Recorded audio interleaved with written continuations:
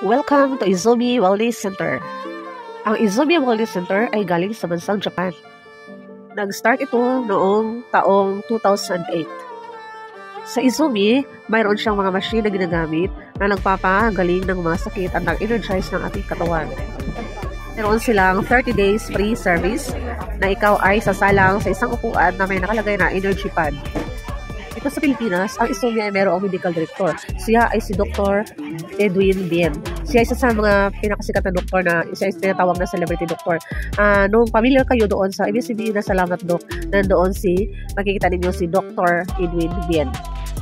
Dito pala sa Izumi, kailangan mong bumili ng water, ng 1 litrong water everyday. Yan ay iinumin mo ng 24 hours. Kailangan maubos mo yan ng 24 hours. So, bakit ba tayo iinom ng alkaline water? Kasi yung alkaline water ay may mga minerals na nilagay nila. Yun ay nagpapa-wash out ng ating mga toxins sa ating katawan. So, makikita natin yan sa ating mga discharge, sa ating mga pupo, sa ating mga pawis, sa ating mga fart. Yan, lalabas yan ang ating mga waste ang mga toxic sa ating katawan. So, kaya mag-inom tayo ng alkaline water everyday. So, kayo mga guys, kailangan ninyo magpunta sa Izumi kung meron kayong nararamdaman sa inyong katawan.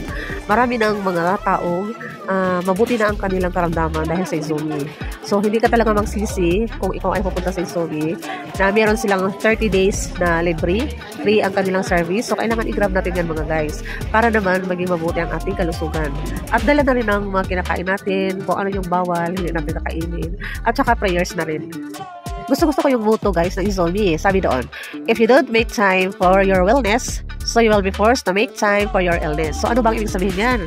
Sa pagkaintindi ko mga guys, sabi doon sa motto, kailangan daw natin bigyan natin ng oras ang ating kalusugan na maging mabuti.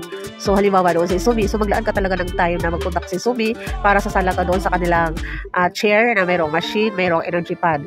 Kasi pag hindi ka pupunta doon, syempre sasabihin mo, I'm busy, ganyan, marami akong ginagawa. So, yung sakit na nasa katawan mo, na nararamdaman mo, mas lalo mong iniindang, mas lalo mong naramdaman yung sakit. So, para sa akin, so magbibigyan na lang ako ng time doon sa Izumi para hindi naman ako mapapirahan ng mga doktor. O, diba? Ganun lang yun. Salamat mga guys sa inyong panonood. See you sa aking next video. Bye-bye!